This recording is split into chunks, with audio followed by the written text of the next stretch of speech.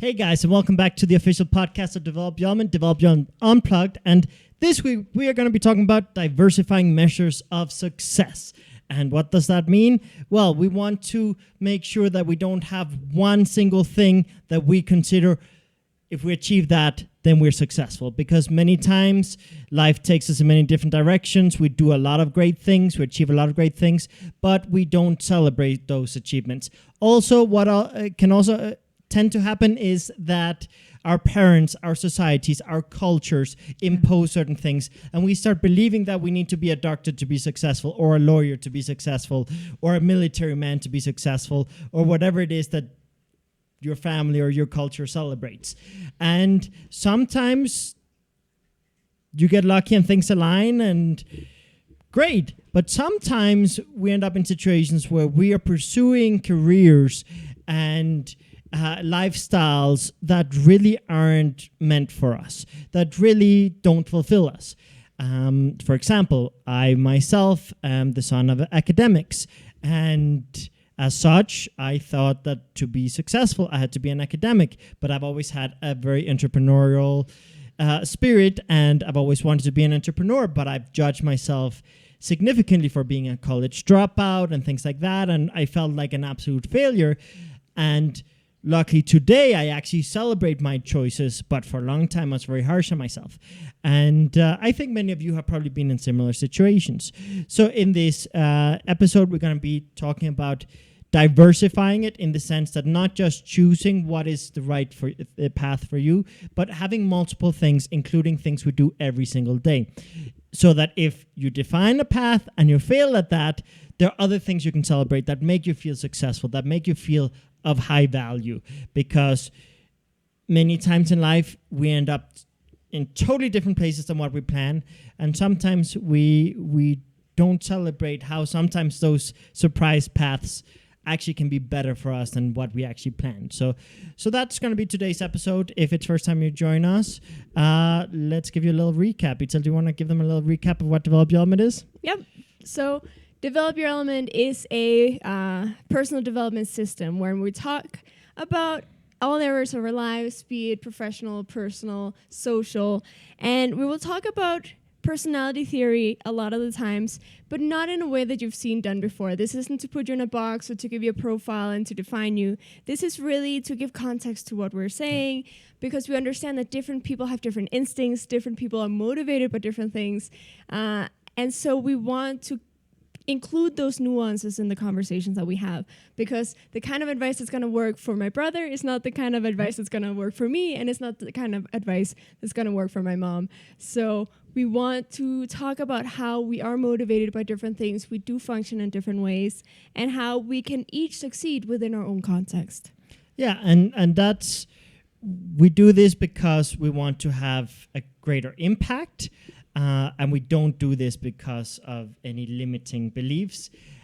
So I understand that some of you might have some experience with personality psychology, and there's a lot of different tools, there's a lot of different theories out there. In Develop Your Element, we take two approaches. We take one which is talking about three different very general personality types, which are extroverts, ambiverts, and introverts. Ambiverts being a middle point, introverts being people who need lower social stimulus. Don't confuse that with shyness. Shyness is fear of failure. No. Shyness is fear of judgment. And even I, as an extrovert, can be shy sometimes in some situations. So that's one of the ways we approach it. The other way we approach it at Develop Your Element is our unique approach, which is the 6 different elements. There are 6 different personality types that you are a mix of all the types, and basically there are just some that are more natural, and there are some that are a little bit more difficult for you to operate in. And identifying that can give you a lot of insight as to how to approach things when you have to step out of your comfort zone, do things that are more difficult, more challenging, and also how you can embrace your true nature a bit more with more frequency, resist it less, because one thing we talk about is our personality, we can direct it in different ways. When we are with a charged battery, when we're in a regenerated state, and when we are confident, what happens? We basically use our personality to create connections, to be more productive, to be more empathetic, more flexible, have more mental clarity, really have more impact. But when we are drained or when we are insecure, and if you combine those two, we tend to use our personality in a way that tends to burn bridges, that creates more conflict, more drama, or just outright self-destructive. So we don't want to ever tell you that your pitfalls define you. We give you tools to operate from your strength instead of your pitfalls. Last week's episode, was it last week? No, 2 weeks ago. A couple of weeks ago. A couple of weeks ago, we talked about that. So if you haven't seen the episode from 2 weeks ago, turning pitfalls into superpowers, check it out, where we really go much more in depth with that specific topic. But yeah, let's get into today's topic. And today I'm joined by my family, my mother and my sister, and it's a very good topic to have them here present, because obviously we've seen how we've all been influenced to make decisions based on sometimes other people's definitions of success. Yeah. And luckily we're at a point now where we have more awareness of what each individual needs and what each individual wants to pursue, and how each individual defines success. But I think for many years we let certain societal standards and certain people with a lot of influence within our family and outside of our family influence us and guide us, sometimes down paths that weren't really for us. Yeah. No, and they were well-intentioned. Yeah, that's an important point, because people tend to try to protect you and guide you based on what works for them. Yeah. That's what we try to do differently here. Yeah, no, that's definitely something that I think we've all seen. I think primarily within our families, where, people that loved us a lot, people that cared about us a lot, they had certain ideas of what success meant to them. They had ideas of what had worked for them, or maybe things where they feel that they have failed or missed out, and they didn't want us to fail or miss out on that. And so they put that onto us and encouraged us very strongly to pursue certain paths. And we've each gone through our own process of realizing, oh, wait, that's not what I necessarily needed. That's not necessarily what would make me happy. And it can be a bit of a challenge when you're first realizing that, because there's so much attachment to these ideas that you've been raised with, that you've been encouraged to pursue. And really starting to choose for yourself in the sense of figuring out what success and happiness means to you. If you haven't been taught how to do that growing up, even in the best of families, I don't think most of us have really learned enough of how to do that. It can be a bit of a shock sometimes, because we're going down a path that we've been so sure of for so long because it's just been the obvious choice. And then suddenly we realize, oh, this is not what... It's not making me happy. It's not fulfilling me in the way that I was expecting it to. It can be daunting, really, because you don't know where to even start. I mean, I remember at one point of my life, I had raised you two. You were both living in different countries. One of you was living in Canada and you were living in Japan. And it was a time for my ex-husband and I, at the time we were married, to retire and live the life with a swimming pool by the beach in the most sunny and most beautiful place in the world, at least for me. And I get there 15 days later, I realized this is not what I want to do. I had to finish publishing a couple of books that important publishing houses in Germany wanted. They were already ready. I just had to fix few no mistakes, just edit a little things, add a couple of references, really very small things I had to do. I love to paint. I wanted to retire and paint and I don't know what. And it was like 15 days later, I was like, no, this is not really what I want to do. It's my father's dream. It's my husband's dream. It's not my dream. What do I want? And it took me a few years to start filtering the noise and really finding out what I wanted. And that's a good example, because retiring by the beach in a sunny tropical place where it's always warm, it sounds so beautiful. It sounds beautiful. And I know it's something that all of us here, we enjoy that environment for certain periods of time. But too much of it for you just got too boring. Exactly. And another one, a measure of success. A lot of people tell me you have everything. You have the beautiful family, the wonderful children, the companies. You travel all over the world. You're so successful. The only thing you miss is a man in your life because now I'm divorced.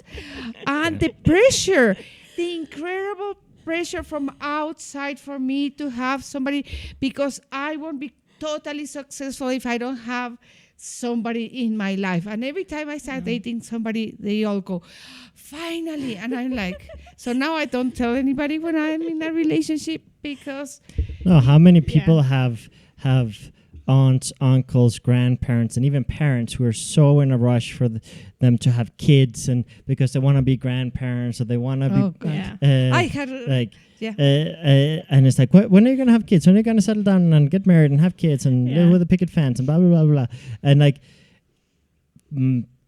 let's face it, we live in a world where times have changed. Mm-hmm. We live way longer. We don't just live into 40, 50, 60 years. We live up to basically 100, and even some people exceed that, which means we're not in so much of a rush in reality, but people have certainly for many generations been taught, you got to rush, you got to do this, you got to do that. You can only have kids before X age. Now our aunt and uncle had kids at 50, the age of 50, both of them, and perfectly healthy kid. I mean, there's a lot of advancements in healthcare as well that can facilitate a lot of things.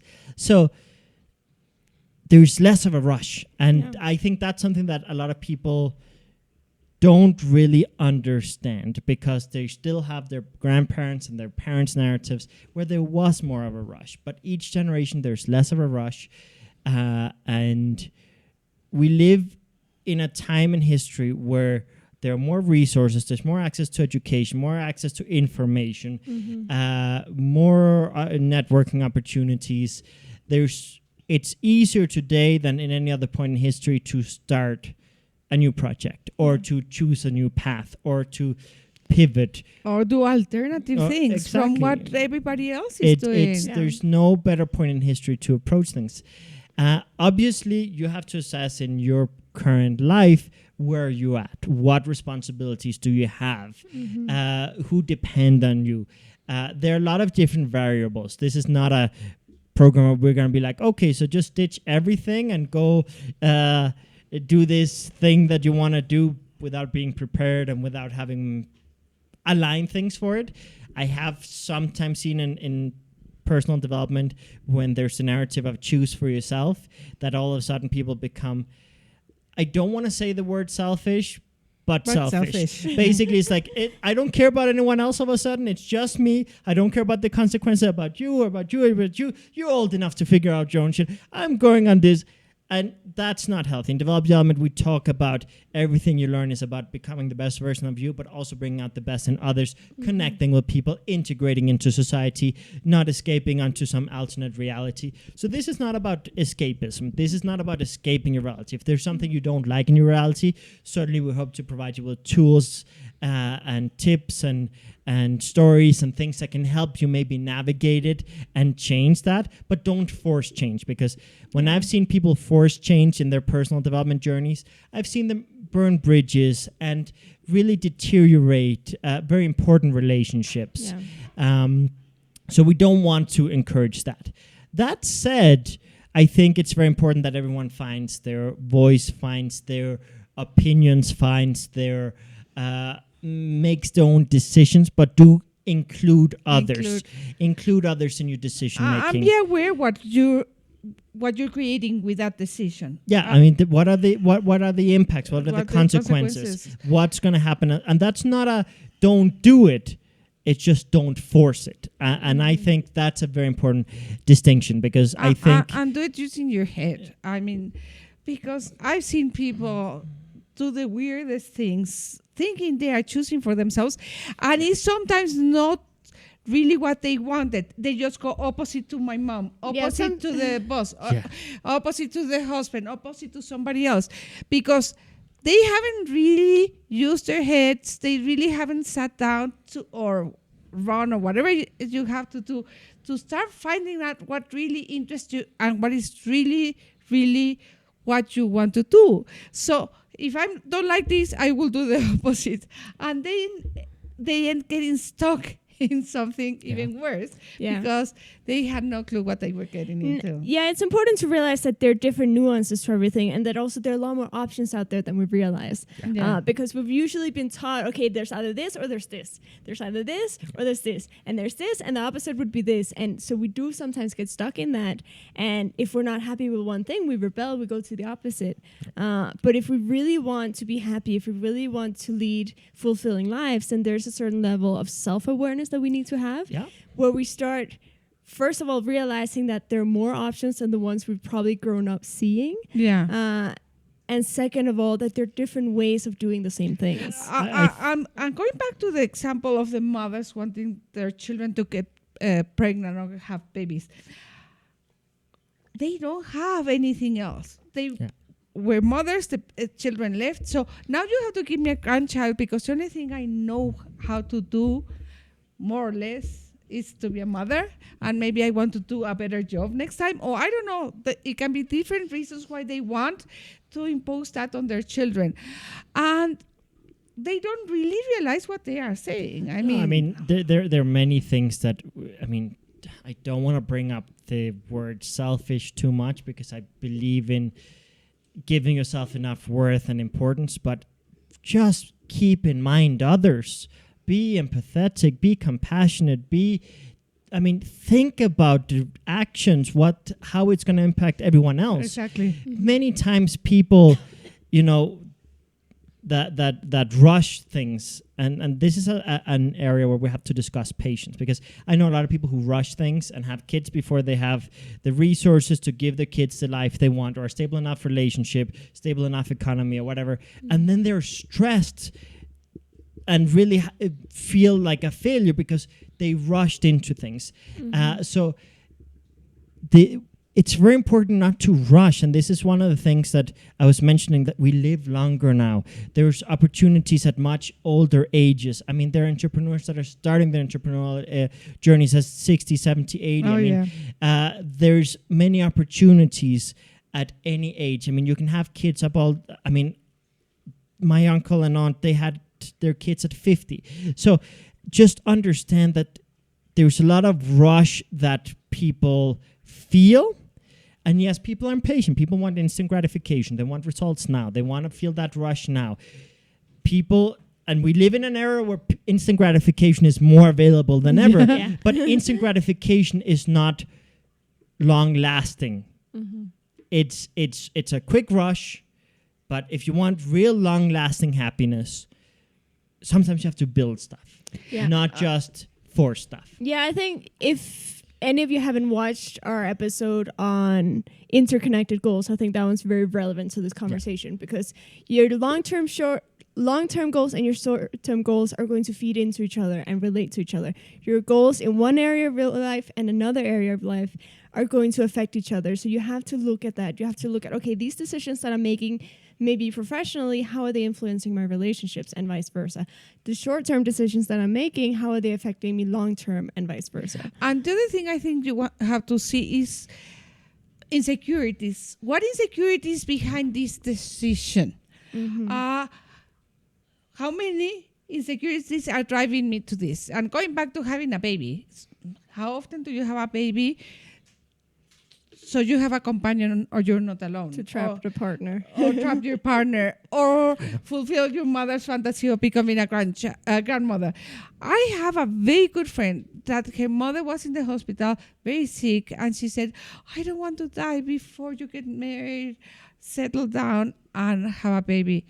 And my friend remembers being in church and the priest asking, do you want to get married? And the woman did not want to marry that guy, but she had the pressure because her mother was dying.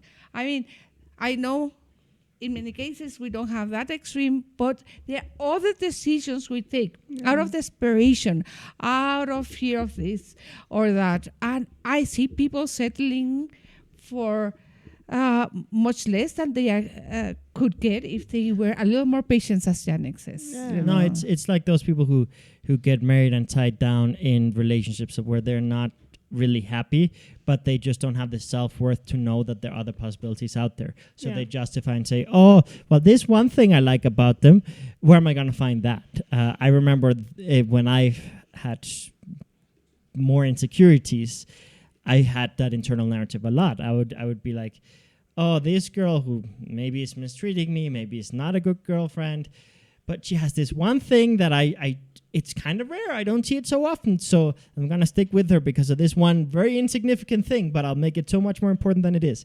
And I remember doing that many times for a few years there. And you have to be careful. You have to be careful when you should never settle. You should never settle. If you feel like you're settling, it won't last. Or it will last and it'll just be very, very, very unsatisfying. Yeah. And this is where diversifying your measures of success is really relevant, because if your primary measure of success is I have to be in a relationship, or I have to have kids, or I have to get married by a certain age, you're going to do everything possible to do that, even if it's not a situation that's actually working for you. But if you have other measures of success, like maybe I feel successful if I'm a good person, or if I'm funny, or if I have close friendships that are really valuable to me, or if I'm enjoying my job or good at my job. You know, if you have other things that give you that sense of success, then you're not holding on so desperately to that one thing, and you won't make as many stupid sacrifices to achieve that one thing. Yeah, I mean, sacrifice is another thing we like to talk about in Develop Your Element. The stupid sacrifice is a big one. Many times we are taught certain values and, okay, you're successful if you do this. I had instilled by my grandfather, very successful guy. He retired at 45. Not what I want to do, but that's what he did. And went to went to live on the beach at 45. He had many different businesses, and really he was a very successful person. But he taught me first, the way he presented us, first be then way of being, which really he meant first work your butt off, make a lot of money, and then retire early, and then just live the life you want without anyone limiting you. That was kind of his narrative. But the reality is I actually want to work my whole life. I'm one of those people who wants to work till I'm 100. I don't actually want to retire early. I would get bored. My sense of purpose would disappear. I really don't subscribe to that idea. I do subscribe to the idea of work hard, be patient, don't force things prematurely, as in don't stretch yourself prematurely, make sure to build something up, and that I subscribe to. But I went to such an extreme that I was like, okay, I'm just going to cut out all the fun, all the good stuff, and I really cut out everything that regenerated, everything that filled me with energy, that filled me with purpose. Almost everything. That obviously some things. No short-term measurements of success. So you felt that failure all the time. I had the carrot on a stick syndrome. I don't know if that's a thing. I've just coined it, or maybe it is.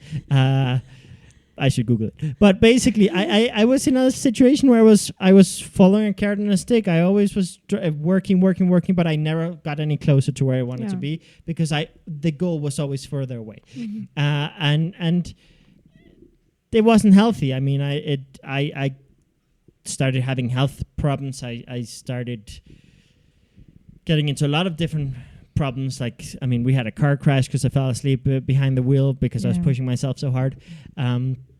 Lots of not so good stuff came from that.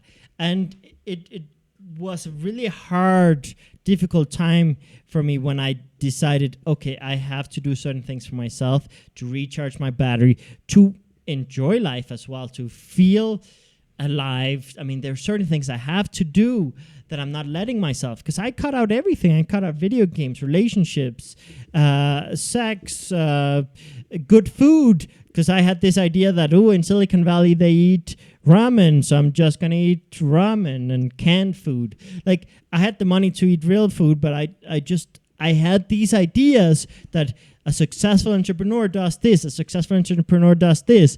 And I started just doing a lot of not so nice things.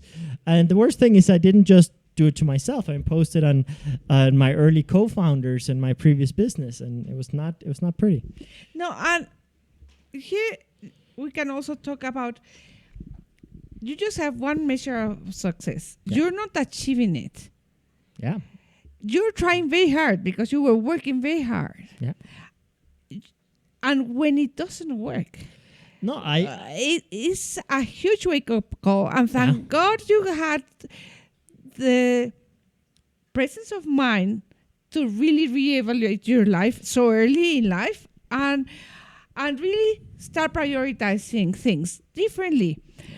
And when you stop trying to prove to your father and me that you were a success, that things were going to be successful, when you stop trying to really impress us with your idea, was when you really became very impressive. It's super funny. Yeah, I mean, the thing is, before you have enough confidence to pursue things your way, you're likely to pursue things the way the proven path has defined. Exactly. But the problem is the proven path worked for some people based on their context, their personality, their situation, their strengths, their weaknesses. And just because something worked for some entrepreneurs doesn't mean it will work for me. And it was very hard for me to accept that I could define my own path. And I remember in the early days with my co-founders in my previous business, they were like, but you're not Steve Jobs. You're not this. We're not Apple. We're not this company. We're not. No, but it worked for them, so it should work for us.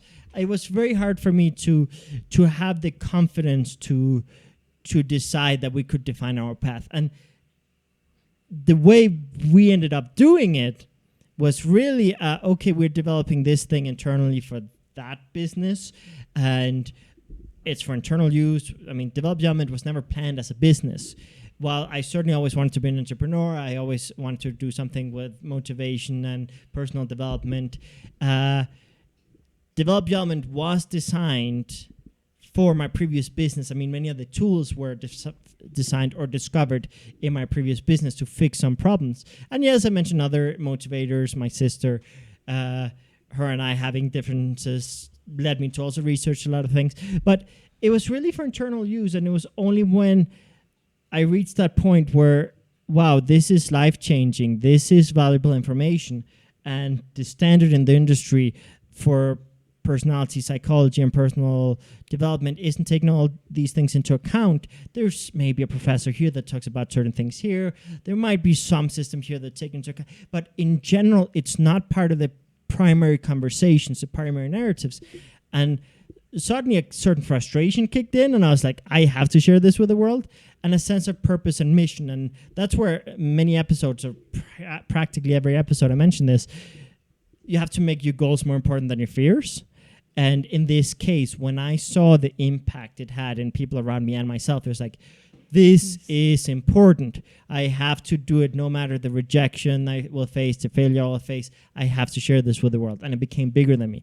But not everyone is so lucky to have a situation where they can identify a sense of purpose that strong and a mission that strong. Sorry, well, ever. Some people never reach that. And what I'll say is seek that sense of purpose. Seek that area where you feel you can make a difference. Because feeling like you can make a difference, no matter what industry you're in, feeling like you can have an impact is so much better than working in situations where you're feeling like a failure and waiting for the weekend or waiting for the end of your shift. I mean, when you really get to do a project that you're passionate about, it won't feel like work. And I got some very other, this is another piece of terrible advice I got when I was little. When I was in high school, I lived in Denmark my first year of high school.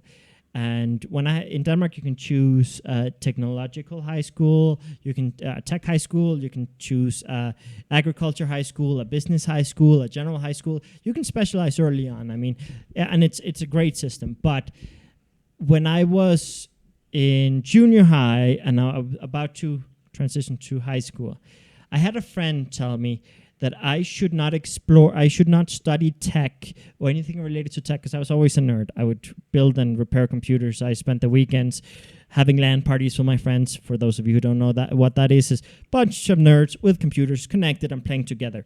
I have always been a nerd. But I was told that if I were to study what my hobby is, that I would destroy my hobby. So I studied something totally different. So I went into business and then tourism, and I did a lot of easy things based on my context. I studied tourism and hospitality management in college because I speak several languages. I've traveled all over the world. I've been in many nice hotels. I know tourism very well. But it wasn't a passion for me. It wasn't, and working at hotels was not what I wanted. Like, maybe staying at nice hotels, yes, but working in our hotels is very different. But I listened to that advice and I followed it. I was like, I'm not going to ruin my hobby by studying it and dedicating my life to it. And that's the worst advice I've ever gotten, because ever since I allowed myself to pursue a career in what I'm passionate about, being a combination of personal development, technology, psychology, many different areas that I've always been fascinated by. Being able to explore and work with that every single day is an absolute gift. Yeah. But it took me many years to be able to define that as, oh, you can be successful being a college dropout. You can be successful doing what your hobby is as your career.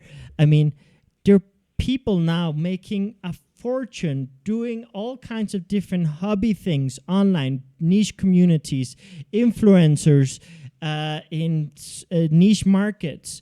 There's so many things you can do nowadays in any field, and you can be successful and enjoy it. But for me, it took me a few years to learn that.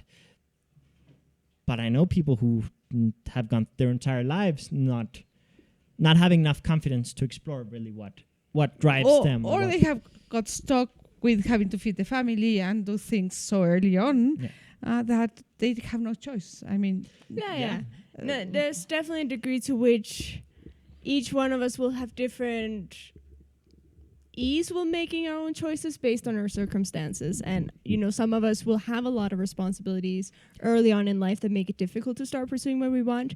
But that's where you start looking at, okay, what are my short-term goals? Okay, right now I need to feed the family, I need to pay the bills and so on. But also start developing your long-term goals and looking at, okay, how can I start implementing things that I enjoy, that I'm passionate about into my life, even if it's little by little. Because yes, I mean, if you're in that situation where right now you can't do all the things you love, it can sound like we're just talking about, oh, that sounds wonderful, but I can't do it right now. So yeah, it doesn't have to be overnight. We say that in a lot of and it can be painful. We all gone through that. We all gone through.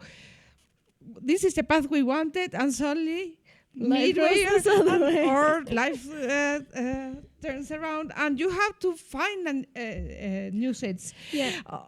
What is very important, and this is the program about that, is having different measurements of success. Because I've been close to bankruptcy twice. I've had periods of my life where living in mansions, I could not feed my children. I could not clothe my children for different weird things, whether we would move to a new country and the place that was supposed to pay us would not pay us, or getting into debt, and all kind of weird things happening. We're really living in huge houses, having all these kids I had to feed, and I didn't have the money. So I've been there. No, we've even been to another extreme of that, where we couldn't even buy tacos in Mexico during a transitional period where we were moving, and Dad retired, and we lost a bunch of money in the move. My mom was a dying. Contract was that was promised to be renewed one more year wasn't. So we've gone through many different ups and downs and challenges and explored. We've certainly had to redefine our paths. Many times. And I remember sometimes feeding my kids at least once a day would be a measure of success. Yeah. I remember when Itzel moved to Japan, her clothes had not arrived, her winter clothes had not arrived, and there was a problem with the account. I don't remember what it was. Yes, we were having trouble sending money from, I think, a Mexican account to my Japanese account. Yeah. And we never really figured out what the problem was, but I couldn't receive money. So she was freezing. And, when you have a kid in a foreign country that is extremely shy, extremely, extremely shy. And you cannot send her money to buy a coat and she's shivering and you know she has only summer clothes. It's not easy, but every time we succeeded at something, every time we got the coats, every time we got a scarf, whatever it was yeah, and big celebration with whatever we had. And I think it's something that has always helped. We have our celebratory celebrations, we call them, and we learn to celebrate the small things too. Yeah. That's essential. And help each other remember when we were advancing, because sometimes it becomes so overwhelming, the changes or whatever life throws at you, that you need somebody also to help you. Look, it's not true. Yes, we haven't managed to get the money to Itzel, but look what we created today. Look what Itzel managed to create in Japan by herself, even if she No, and is so sometimes shy. difficult periods lead you to level up because you get more creative. And Exactly. I'm not one of those people who's going to say you have to have discomfort and No, difficulty no, to no, level no. up, but I certainly can attest to the fact that sometimes the most difficult periods are right before a level up. Like it that we've seen many times. Yeah. And what?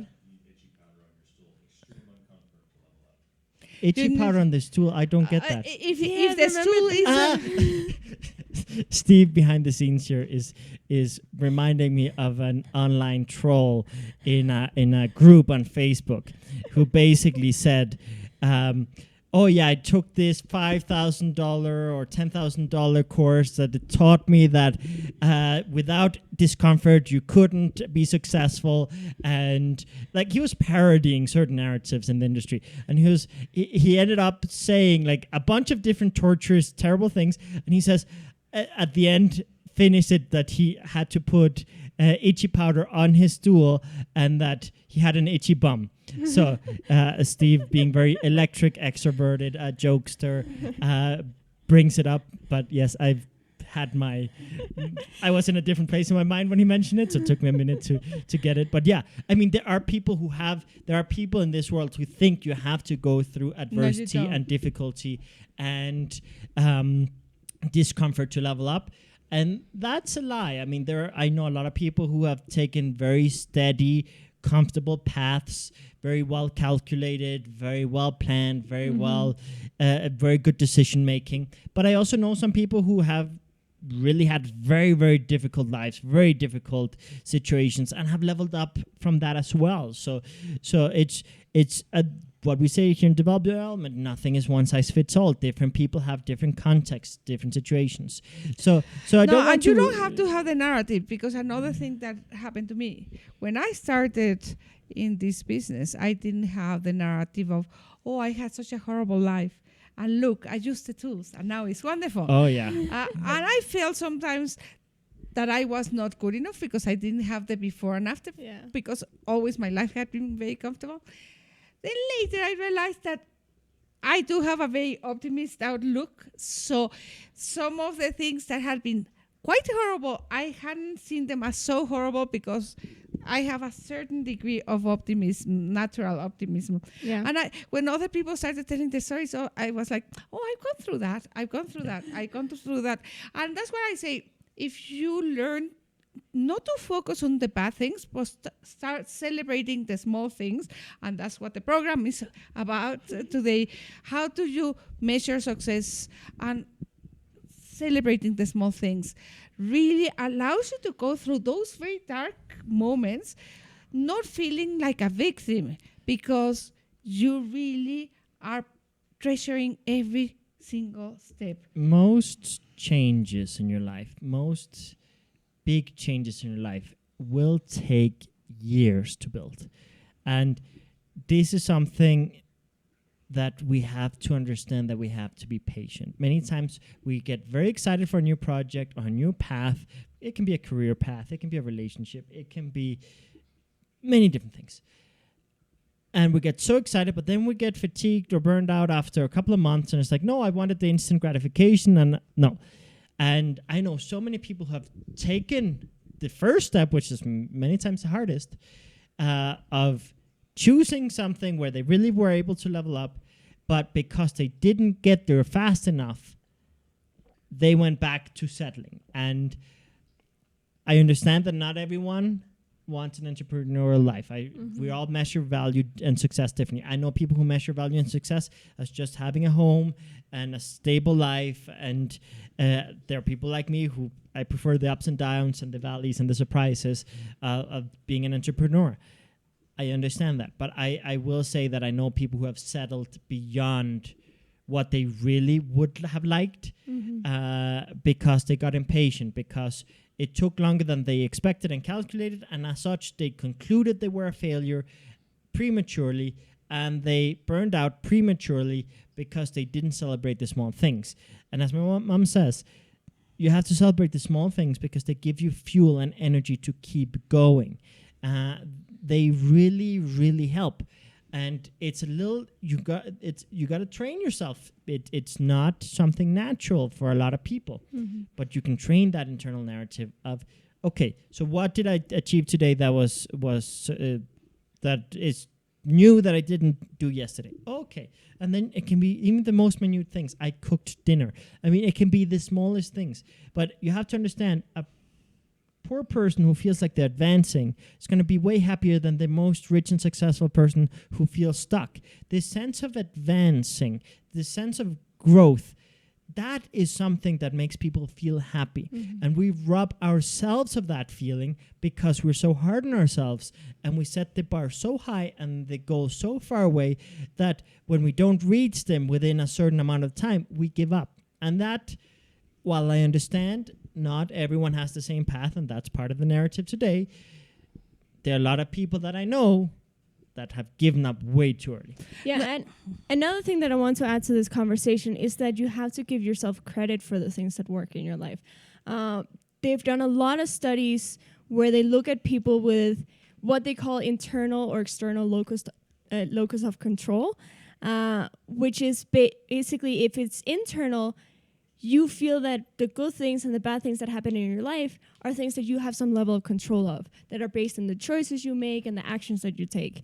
And those that have it external are the ones that believe that it's all up to luck or fate or something external, and that they don't have any control over their own life. And they've done a lot of studies that show that those who feel that they have some amount of power over their life based on their choices and their actions, they deal much better with adversity, they deal much better with difficult situations in life, and they tend to become more successful based on their own goals. So if you start giving yourself credit for the good things, even if the opportunities came to you from something external, you're the person who accepted the opportunity. You're the one who stepped up to the plate. You're the one who did what you need to do to make that work out. So yes, other people can contribute to you. External factors can contribute to you. External factors can also make things more difficult. Yes, all of that is true. But if you give yourself a certain level of credit for your life and you take a certain level of control over your life where you realize, okay, yes, there are all these external situations going on, but how I respond to them, what I make of them, what I say yes to, what I say no to, what opportunities I take advantage of, how I make my choices, that's going to ultimately affect how my life turns out. That's also going to be a big game changer in how things work out. I mean, there's so many things that we should take into account with this topic. And one of the things is also personality psychology. Different personalities obviously have different processes to make decisions. Introverts are very methodical, analytical, take their time to build the confidence. Many times they need to become masters at something before gaining certain confidence. I mean, for example, our dad, he's more introverted.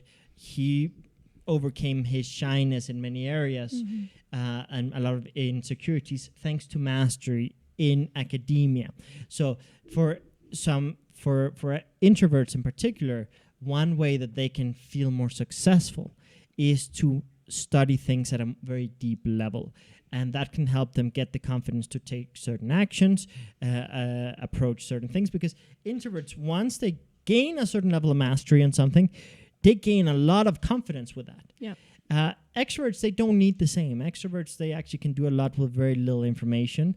They're more impulsive. Yes, mastery is something that they also benefit from, but the way they gain mastery is from experience, sometimes from making mistakes, sometimes from trial and error. So the process is a bit different, and that's why we can't give you like a one-size-fits-all solution, because different people respond differently to different situations. But it's very important that based on your personality, you do things to get you to take certain steps. And I think insecurities are one of the big things that affect us when it comes to defining very rigid and very singular measures of success. We got to work on our insecurities, and we have episodes dedicated to many different types of fears and insecurities. But we have, was it last week when was procrastination? When is procrastination? Was that last week or 2 weeks? Anyway, We're there's an getting episode confused. about procrastination. I think last week. So the episode on procrastination, I mean, there we explore that a little bit further, how there are many different ways we end up procrastinating, and many different situations, and depending on our context and personality, it's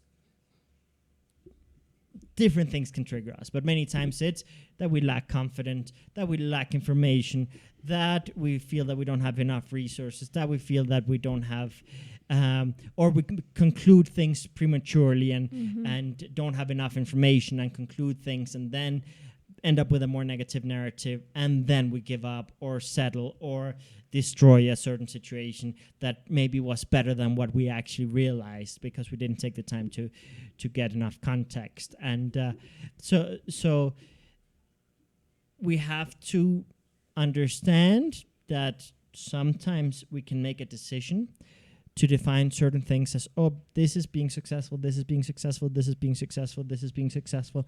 But based on our personality, if we actually want to pursue that, we have to get unstuck. And there, the episode on procrastination, which I think was last week, is very, very powerful. And if you haven't watched that episode, definitely check it out, because we explored many different triggers. Because I know a lot of people who have concluded, "Ooh, this would be great one day," and they put it like, there are people who are too impatient, and then there are people who are too patient, almost. Like, again, not one size fits all. So I know people who want to rush it and force it right now, and I know people who don't have the confidence to pursue it, and they're like, one day I'll do that, when this, and they put conditions on pursuing it. So how many times have you heard, once my kids are out of college or out of the house, or once I manage to buy my house, or once I achieve this, or once I have my career, once I lose weight. Once I lose weight, or once exactly. How many times do people put conditions on their paths, right? So one thing is defining things, and another thing is identify. You're one of those people who's forcing things and rushing things, or you're one of those who's delaying things. Those are two different things. But on the topic of diversifying, another thing is, if you depend on something that's far away to feel successful, how are you going to get there? Because many times, I will be successful when I have a PhD, or once I'm a millionaire, or once I have 1 million fans on Instagram, or subscribers on Instagram or Facebook, or followers, or whatever terminology on whatever platform it is. But like, you put a condition, and I've done that. I've been like, no one is going to listen to me until I have X amount of subscribers, or until I have X amount of millions, or until I do this. And no, I remember you did a conference and in a big expo, and they expected you to have, I don't know how many followers. I did a talk in front of 500 people live and thousands of people online. And they would not give you that room unless you had so many followers. 50,000 followers and how many socials. did you have? 30? I had a little bit more than that, but it was definitely like 1,000 here, 2,000 there, 700 here, maybe 500 there, depending on which social you are looking at. But it was definitely a case of I definitely did not have the numbers to not get even close. that. And I was very, very, very lucky to have certain people identify my potential and the value of my work and of my narrative and tools and things like that. And they took a risk on me, knowing full And he well was one of the few people through the whole week who filled who filled the yeah. place. No, we had full house and we had people outside who couldn't get in. And people on the floor. And I was scared shitless for the whole week leading up to it. I was scared shitless because I had previous experiences where they promise you a certain amount of people and then no one shows up. Like, obviously, people are very good at over-promising and under-delivering. So in this case, we left nothing to chance. We had a team of like 10, 15 people every single day on the expo floor, pitching people, educating people on Develop Your Element, directing them to the talk. And we had a whole lineup outside trying to get in. People didn't manage to get in. It was epic. It was epic, but it was certainly a situation where very clearly it was like, unless you have this, you can't do this. Well, sometimes you can. But in your case, most of the time.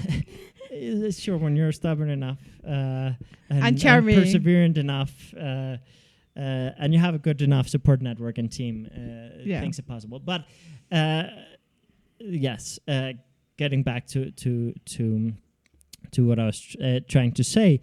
Let me try to remember. I was talking about how we sometimes put conditions, and sometimes in order to be able to get to this thing, we have to feel confident enough to take the first steps. And I know for many years I had imposter syndrome where I felt I will never get to this step because in order to get to this step, I need to be on this step. Like, in order to be able to achieve this, I need to be this. And it's like, how do I start? And that's where diversifying my measures of success helped a lot. It was like, okay, so I want to do personal development. I want to teach people about certain things. I'm not a psychologist. I'm a college dropout. I failed more than I've succeeded. So, I mean, the cards were stacked against me. How do I start? Who's going to listen? So I was like, okay, so how can I measure my success from a different narrative? Okay, what are my main differentiators? Where are my ethics and my values different? Where do I take maybe more things into consideration, more nuances? Where do I do things maybe in a more empowering way than what we see in standard? Like, so maybe I don't have all the millions and all the social super saturated with subscribers, but I have all these other things that give me value, that make me feel successful. And then I was like, if I just change one person's life, I'm happy. And I remember the first time I had a kid in a workshop that was suicidal and had told his parents, listen, I don't want to live anymore. You have other children, so you'll be fine without me. And see that person change their way of like seeing the world, feeling a place in the world, feeling that they weren't wrong for being who they were, and suddenly being able, like, changing their whole internal mindset and suddenly wanting to live and do all kinds of different projects and seeing like those little moments, I started giving those the power. Instead of the subscribers, instead of the millions, instead of all these different things in the individuals. Because yes, you got to look at macro level and you got to look at micro level. But sometimes you have to understand macro level takes years to build, but the micro you can affect every single day. Yeah. And that doesn't mean be a micromanager, but it means celebrate all the small little things. Yeah. And look at all the little things. And so I started looking at all the small little things that gave me a sense of purpose, a sense of value, a sense of worth. And I was like, okay, some people might judge me. Some people might reject me. Some people might not understand me. Some people might think I'm crazy. A lot of people do. Or a dreamer. But I'm very proud. People behind the scenes raising their hands, confirming. But yeah, when I started seeing all these smaller things, I was like, I don't need those millions. I don't need those. Just based on this, if I just change one person's life with, for example, this podcast, if one person listens and suddenly makes better decisions and ends up living a richer, happier life because of it, then I'm successful. And I don't put so specific, rigid conditions on me feeling successful. I feel successful every single day, even though we have days where we don't sell. We have days where we end up having technological issues where audio is out of sync. Oh, we have haters. We have haters and comments where it's like, whoa, what happened there? And sometimes we have setbacks. Sometimes we lose money because sometimes people overpromise and underdeliver, and then you invest in big venues, and then the organization of the event is a mess. And I mean, there are ups and downs, but I feel successful every single day because I have decided what things do I do every day that make me valuable and successful, that don't depend on something else. So, okay, my ethics, my values, my personality, the way I approach people, the way I'm inclusive, the way I take into account this. Then I don't need this. I want this. I'm aiming for this, but I don't need this to feel successful. Yeah. So it the doesn't best paralyze thing is me. this is recharging your battery, so you can continue to get there. Yeah. And how many people, because you did not give up, how many people are living today that were about to commit suicide? I can think of at least 3 people in Japan, 1 in Colombia, in Uruguay, in Argentina, a little girl that was having problems in school, that just watched the little videos we have about the elements, and they found their place in the world. I mean, how many people? I can, if I start thinking of countries. I know for me, like realizing that there are other people that are similar to me in personality has been mind-blowing, because on my introverted side, I've known a lot of other introverts, but who were very different from me still. Yes. And you know, I also have some extroverted tendencies, but the extroverts around me also have very different types of extroversion. So I just felt like a complete freak for most of my life. And suddenly realizing and identifying, oh, there are people that are similar to me, it makes things so much easier, because I'm like, oh, okay, I'm not wrong, I'm not broken. You're not the black sheep of the family. You're just kind of gray. I mean, I think our family, I think the fun thing about our family is that we're all the black sheep in a different way. Yes.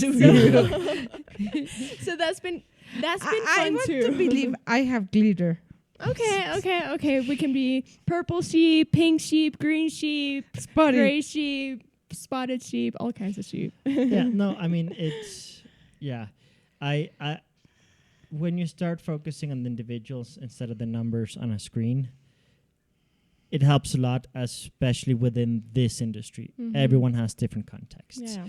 But I know so many brilliant people that have lost their voices because they put so many conditions on sharing their thoughts, their things. And I've had many people especially in the early days, who are you to share about these things? Who are you to talk about these things? And I was like, I understand that I might not fill your requirements or prerequisites to be someone that you want to listen to, but I have a sense of responsibility, and I have to face that judgment, face that rejection, because that sense of purpose is more important than Absolutely. someone who decides to criticize me or not appreciate my path and my approach. And actually, you can even celebrate that. I remember Itzel and I, we had a program with a Spanish friend, and there were hangouts. And as soon as we finished the hangout, and it would appear on YouTube, there would be a hand, A thumbs down. a thumbs down. Each and every time. So we would celebrate it. Oh, Thumbs down, yeah. The haters watching again. And we really celebrated our hater. Yeah. And it became the first time that they didn't put the thumbs down, and was like, oh, what happened? You know, because then when you turn it into a joke, when you turn it into a celebration, it doesn't hurt as much. I mean, sometimes if you have a wrong day, if you're drained, it's like, oh my God. No, there have definitely been times when we get hate, and it does kind of hit a nerve. And then you wonder, what did I do wrong? Did I say something wrong? But what I've done is a couple of times I've gone in and like looked at like the information that's available online about our haters. And sometimes they're just kind of our all-around haters, you know? I think they're professional haters. I mean, it's always like we got to be careful with how we describe it. But basically, there are sometimes people who are trolls, who get a kick out of trolling people, who love dissecting people online because they feel insecure themselves. So the way that they feel better about themselves is putting other people down. And that's a whole other conversation. It's listening to feedback, knowing how to filter the noise, because obviously there's negative feedback that's very valuable, that helps you level up, that helps you improve. And we've learned a lot from constructive, sometimes critical feedback. But obviously there's also what's hateful, what's superficial, what's not really contextualized, and that's noise. And when it comes to people providing feedback and providing an opinion, it's very important that it's contextualized. If they have enough context to understand why we do the things we do the way we do them, and then suddenly their voice becomes, their opinion becomes more important. But no, there's something you say that I was actually mentioning today in one of my online classes. Today I did fear of rejection with people from Spain and Argentina, well, all over. And I was telling them something I really value that you say often is, don't pay attention to the people that you don't admire. If their life is a mess, why should you pay attention? If they are giving you advice and they don't have more money than you, or a better life or better relationships than you, the way I usually say it is, basically, there are a lot of people who are going to share their opinions. But unless you will be willing to switch roles with them in that particular area, or unless you feel that they have unlocked something or figured something out that you want to learn from them, then the voice shouldn't be that powerful. You can learn from anyone. I've learned from people who you would never imagine. From Steve. Steve. No, I mean, you never know where you're going to have your next aha moment, or where who you're going to learn from. But there's certainly something to be said that sometimes we decide to amplify the negative voices instead of amplifying the voices of, ooh, this person, I want to learn this from this person. I want to learn this from this person. Ooh, this person has figured this out. I want to learn from this person. Or this person, I know for a fact, took into account my context, my personality, my situation, my variables, my fears, my insecurities, really took a really wholesome approach and really analyze things deeply, but based on my goals, not based on their goals or their insecurities. So I'm going to listen to them. Exactly. But if someone is imposing their insecurities, their fears, or putting me down to feel better about themselves, or are sharing to me something without having any experience or context in it, I'm not going to give it as much importance, especially if it's negative. If I see a trend, if I see the same feedback from multiple sources, then I will obviously pay attention to it, no matter what the sources are. But if I'm not seeing a trend and these are isolated incidents, then it's like, okay, I'm not going to give so much power to those voices. And I mean, I also say, if you're not failing, you're not innovating. If you're not being rejected, you're not putting yourself out there. You're not exposing yourself. You're not giving them even an opportunity to say yes to you. You're automatically assuming that they're saying no because you rejected yourself. So it's very important when you measure success and you try to diversify measures of success, that you do things that you have control over. That you basically say, just waking up every day, I'm successful. Just being the personality I am, I'm successful. Just doing this, I'm successful. So that when there are those days where there is a hater, or where there is a rejection, or where there is a failure, or where there is a setback, or where there is a surprise, you can be like, oh, well, at least I've got this, or at least I've got this. And it's sometimes even getting out of bed when you're having a bad day, getting out of bed is a huge achievement. No, for me, like, I've struggled with depression for a lot of my life, and at times been in denial of it while it was happening. So for me, the fact that I've gone how long waking up every day is a huge deal. And so now and then I'll just be sitting there. Maybe I'm in the bathroom, maybe I'm cooking, maybe I'm doing something regular. And I'm like, I wake up every day. That's so cool. No, I know many people who have suffered from anxiety and depression and things like that every day it's a celebration just getting out of bed. That it's a celebration just taking certain steps, getting out of the house, maybe cleaning, doing, like, I know people who have had a situation at a very difficult time, and then they start doing things. And even though for some people those things are, oh, I do that naturally. But for every single person has a different context, different insecurities, different challenges, different strengths, different goals. And there are some people that's the case. And we should all also understand, and there's something we say a lot, we are very good at being hard on ourselves. We're very good at devaluing ourselves and not seeing value in stuff that's easy for us. So yes, sometimes we're good at celebrating the things that are hard. Like, for example, getting out of bed for someone who has depression and anxiety. That can be something that, this was a great step because it was hard for me and I did it great. But how many things do you do every day that are easy for you, but that for other people are very hard? And that's something that for me was very hard to learn, because I was very good at devaluing things that I did naturally. Like, it was, and I've mentioned this story in previous episodes. I remember, I'm a nerd. I repair computers, I repair phones. And it wasn't until I repaired a computer for a guy, and he said, listen, you have no idea how much time and money and stress you just saved me. You have no idea, like, the value in what you just did.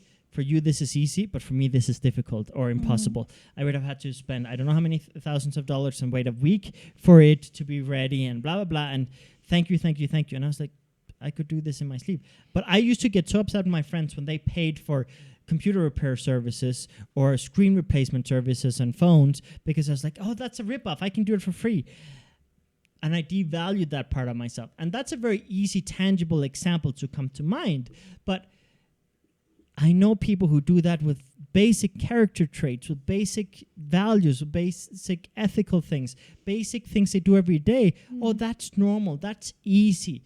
And no, For that's you. not normal and easy for everyone. A lot of people, they work very hard to do some of the things you do every single day. Yeah, So- also, if you look at in your relationships and such, if somebody thanks you and your first response is, I mean, that's what friends are for, or it's the least I can do. Those things also have value. For It you, was nothing. It was... it might be very natural to support a friend in a tough moment, to listen to them when they're down, things like that. But those are also things that give you value. If you're a compassionate person, if you're a kind person, if you're a generous person, celebrate that about yourself too. Yesterday I was talking with my best friend, Alvaro, and he was talking about that his brother-in-law had done something really, he had gone out of his way and used a lot of his time to help him do something. And he said, really, thank you so much. And his answer was, you would have done the same for me. And he was like, I do that for people too. And until his brother-in-law said it, he had not noticed the impact that he has with those things he does so naturally. Another thing I would like to suggest, humor.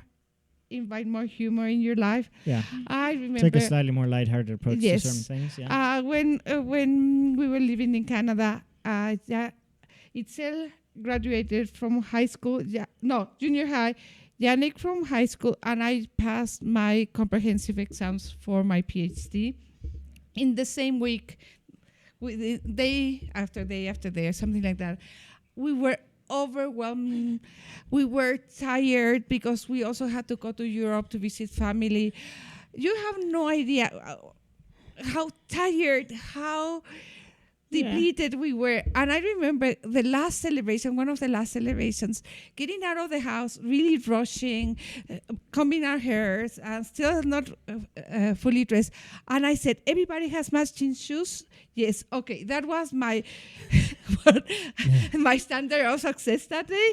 As long as we had sort of some clothes on and matching shoes, we were good. Let's go. And I remember arriving and, yes, we have matching shoes. Yes, we did it, and that lightened up the spirit because we were really so tired. And we were so tired that really, I don't think we realized that we had all passed exams and had done all the things we had done because it had been one after the other, So that celebration of, it's a graduation. I passed exams for my PhD.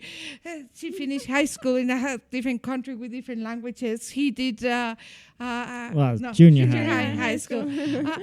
All at the same time, and we did it, yes. But it took us days because in that moment, we were just so overwhelmed. So use humor too. And you bring up a really, really valuable point. many of your big successes will happen on the most normal day in the world. Like, maybe you're really, really tired because of all the energy you put into reaching that success. Or maybe, you pass an exam, or you do well in a job interview, or you get a job offer, something good happens. But it's also going to be a regular day. You might also be running errands. You might also be dealing with a relationship problem on the same day. You might, something in the house might break on the same day. We romanticize success so much that we expect it to look and feel a certain way in the moment. And there are many times when you're going to be tired, you're going to be distracted, there are going to be other things going on in your life. So maybe in that moment you don't fully celebrate it, but being able to then in the next moment or the next moment or the next moment go, wow, I achieved that, I succeeded in that, and appreciating that it still has value even if it happened on a normal day. Yeah. No, I mean, imagine if you have prom and exams and everything, all the clothes you haven't washed. So I remember as soon as the party was over, loads and loads of washing because we had to leave for Europe. And that was another measure of success. I managed to crawl into the washing room and put the wash load, That's real life. That's how it shows. So thank you for pointing that out. Because the world doesn't stop and there's no petals and angels saying, welcome, you did something wonderful. No, life goes on, and people might be upset because you haven't called them in weeks because you've been dealing with exams or somebody's sick, whatever, No, I mean, most big success is an accumulation of many small wins. Yeah. So you have to celebrate all those small wins. I mean, here at the offices, there are so many small little things that contribute so much to everything that follows. Yeah. And yes, in the big scheme of things, like for example, the other day we bought a teleprompter. That was the hugest deal ever. There was one more purchase. We have a lot of gear, a lot of professional cameras, lenses, lights, all kinds of gear. But just that one little piece, it was like, wow, this is the most exciting thing, and this is so... And allow yourself those moments. We also got a clapper. And we got a clapper. Steve is behind. We got a clapper. Like, there are sometimes just small little things that have been procrastinated because we've been talking about getting a teleprompter and a clapper for like 6 months now, if not more. But when we finally had the mental clarity to sit down and research and find the best options and go for it and get it done, it was like, finally, and sometimes it's small little things like that. I had just arrived from Brazil. I've been teaching and giving private sessions non-stop for a week and a half or something like that, more than that, in different cities and whatever. And I arrived super tired. And Yannick, are you coming to see the club? Coming to see the teleprompter? You have to come see the teleprompter. Come see the teleprompter. Let me just rest a little, take a little nap, and then I come and see the teleprompter. But this is exactly, but notice our family. This is the way we deal with things. We do celebrate even the smallest things. Yeah. And often it's, okay, we have achieved this. We have just finished this. Let's go to the movies. Or let's do something where we make it a mini party, something that, whatever. And I remember when the children were small, sometimes I would just bake brownies, nothing special. Oh, it's special. It is special. I want brownies now. And I would put little candles or some lights or something, and start making a non-birthday party. And their friends would think it was the coolest thing. They wanted to come and visit because they never knew when the non-birthday party would be. And so, really, it breaks the feeling that you're not advancing. Yeah. It breaks the feeling that you're not close enough. We talk about regenerative spaces a lot, which sometimes is literally go disconnect from what you're doing and do something totally different to recharge your battery. And yes, sometimes when you do that, you can feel success in somewhere else, in something else. One other thing we mentioned in this podcast sometimes, if you're not advancing much in one project or one sub-project, do something else that you know you'll advance very fast. As a leader and a manager, I do that every day here at the office. when I see someone is stuck with something, I will either send them out on an adventure if they're extroverts, or tell them, go watch a movie or do something. Maybe if they're more introverted, to do something chill, or reduce pressure and say, listen, don't worry, there's no rush.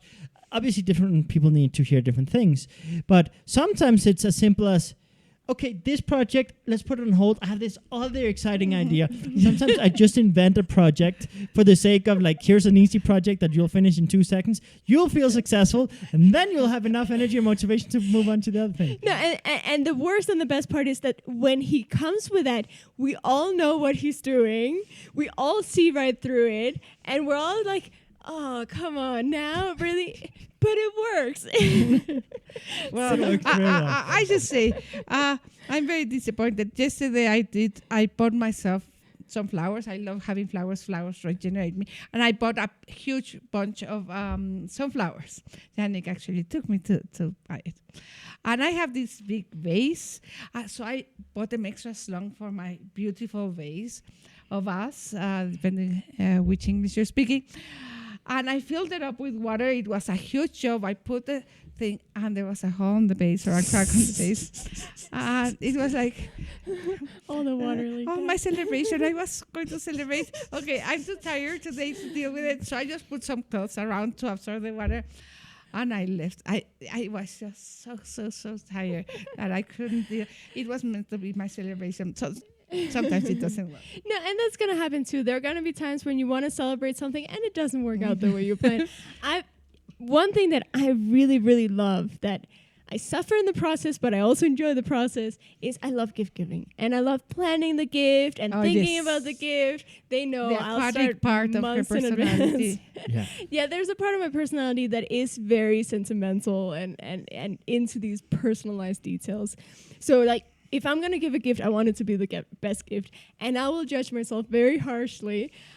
Keep judging yourself and practicing with me. I am willing to help you practice that. I'm lucky that I have great people in my life who show me that the standard is not as high as I set it for myself. But but I've had times where I've, like, poured my heart and soul into things. And, like, one time I was baking a cake for a friend who really loves beer. So I baked him a beer-flavored cake. I did so many test runs. It was delicious. I hate beer, but it was delicious. And when I made the final version, the glass in the final version is bigger and thicker than all my test runs.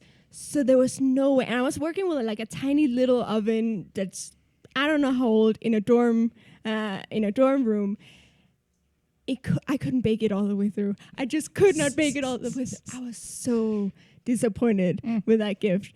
But that's one of those situations where, yes, okay, you're disappointed that the gift didn't work, but value that about yourself. Like, value that about yourself, that, okay, I care a lot, I invested a lot. That's kind of cool. I mean, it's a cheesy saying, it's a thought that counts, but it really, if you put value in, I'm proud of my thought process, my motivation, my actions.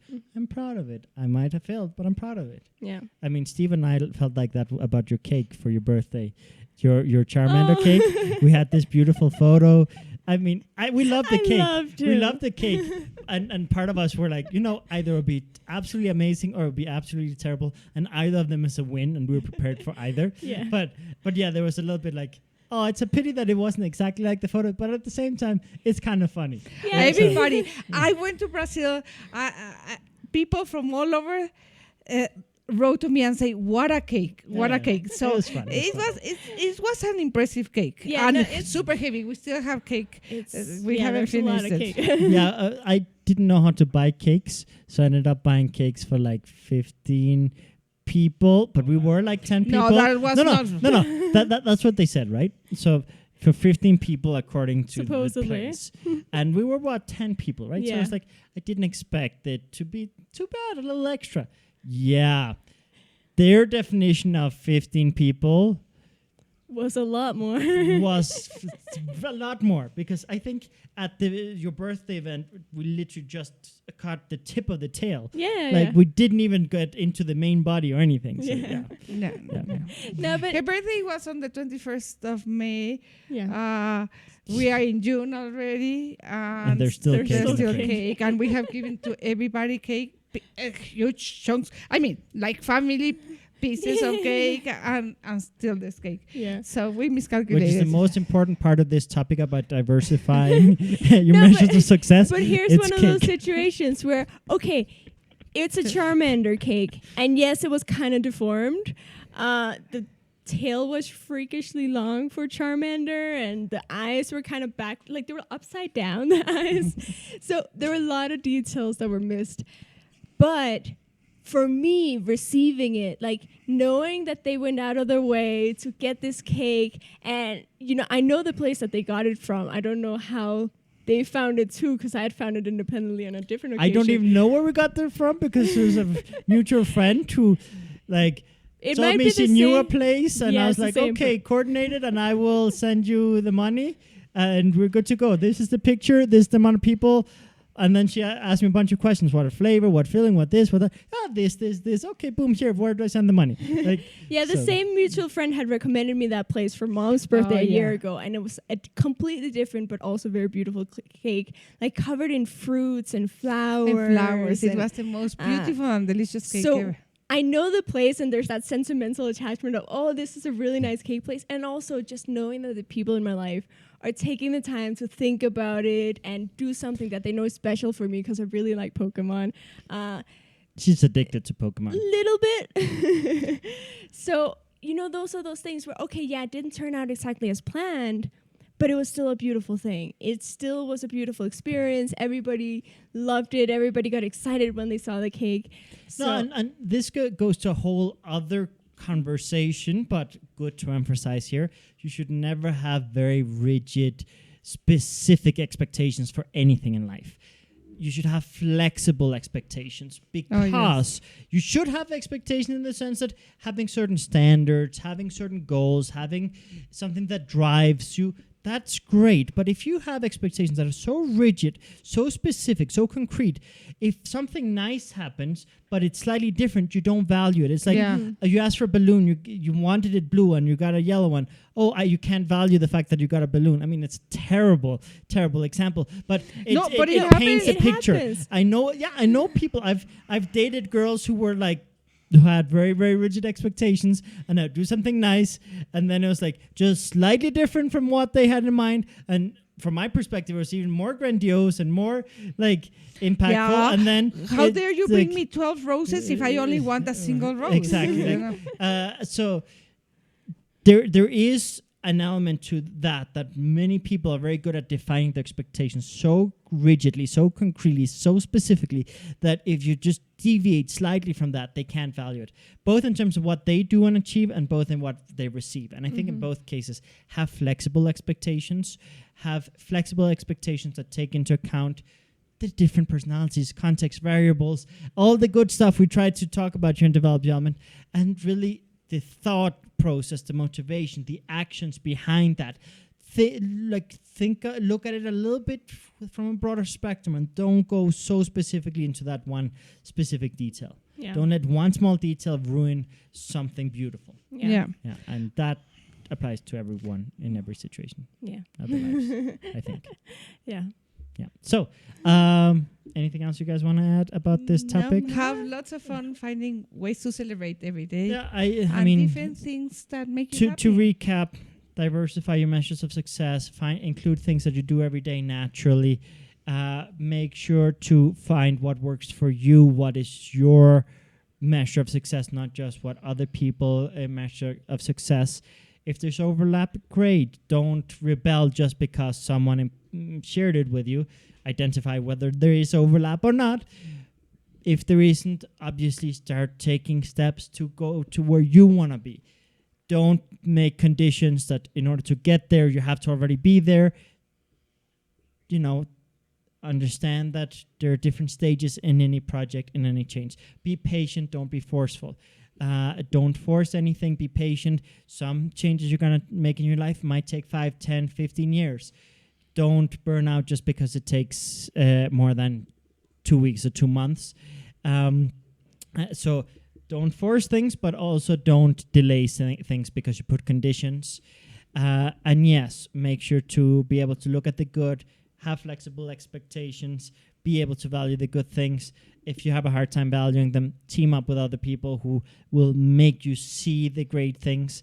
Obviously, here at Develop Development, a lot of the stuff I personally do, I couldn't do without everyone here at the team, because they help me when I have insecurities, when I make mistakes, when I so build your support networks, and yeah, I mean, take your time, find your path, diversify it, so don't just define one thing, because if you fail at one thing, you can have many other things. Be willing to pivot and make changes. Your life is dynamic. Sometimes the surprise paths are going to be more important and more valuable than the planned ones. So be open to that as well. Have certain agility and flexibility in your life, but make sure that you know which direction you're going. But don't, I mean, sure, sometimes you can take shortcuts, but make sure that when you try to make changes, take into account other people. Don't force things. Don't deteriorate your relationships. Don't deteriorate something good just because you want something different. Make sure to choose a path that is a win-win situation. I mean, there are too many people I know that get so stubborn into I'm going to do for me, me, that they end up destroying beautiful things. I know we all have to make certain sacrifices. We all sometimes have to take certain steps to change environments, and that's okay and that's healthy. But just don't destroy very beautiful, healthy, positive things to force something due to impatience or insecurities. So take your time, build things, be open to surprise, and yeah, enjoy the journey. Enjoy the journey, because if you put conditions and only start enjoying when you reach certain goals, you won't reach them. You have to enjoy the journey to actually celebrate all the small steps to actually get there at the end. So I think that kind of recaps today's episode. If you have any questions, feel free to put them in the comments below. And yeah, if you want to be notified when we have more of these videos, don't forget to like, subscribe, and ring the bell. And we'll see you next time, same place, same time next week. Have a good one. Bye.